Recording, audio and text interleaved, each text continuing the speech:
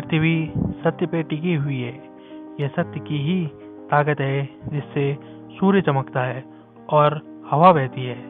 वास्तव में सभी चीजें सत्य पे ही टिकी हुई हैं। फूलों की खुशबू हवा की दिशा में ही फैलती है, लेकिन एक व्यक्ति की अच्छाई चारों तरफ फैलती है। जो हमारे दिल में रहता है वो दूर होके भी पास होता है, लेकिन जो हमारे दिल में नहीं रहता वो पास होके भी दूर है। जैसे एक सूखा पेड़ आग लगने पे पूरे जंगल को जला देता है, उसी प्रकार एक दुष्ट पुत्र पूरे परिवार को खत्म कर देता है।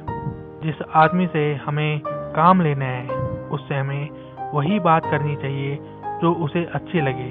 जैसे एक शिकारी हिरण का शिकार करने से पहले मधुर आवाज में गाता।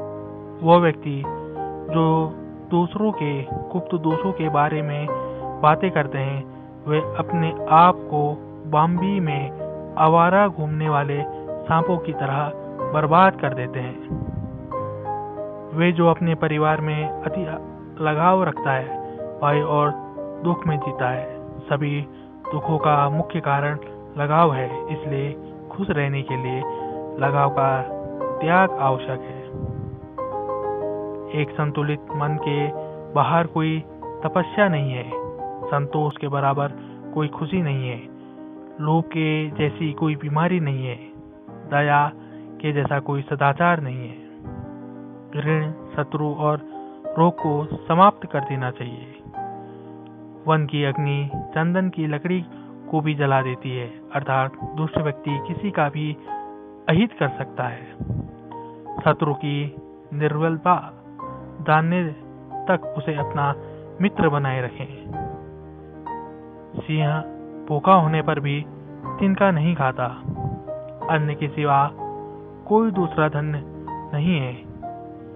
भूख के समान कोई दूसरा शत्रु नहीं है। विद्या ही निर्धन का धन है। शत्रु के गुण को भी ग्रहण करना चाहिए।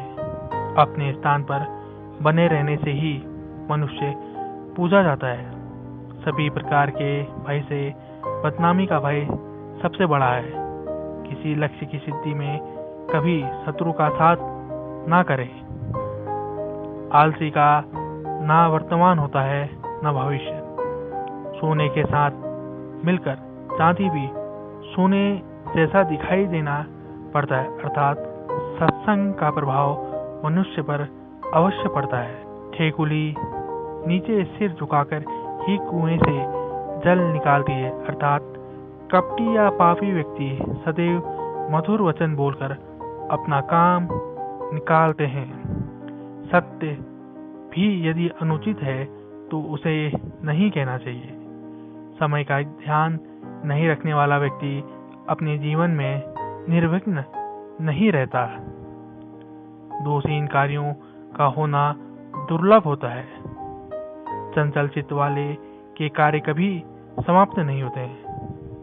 पहले निश्चय करिए, फिर कार्य करना आरंभ करिए।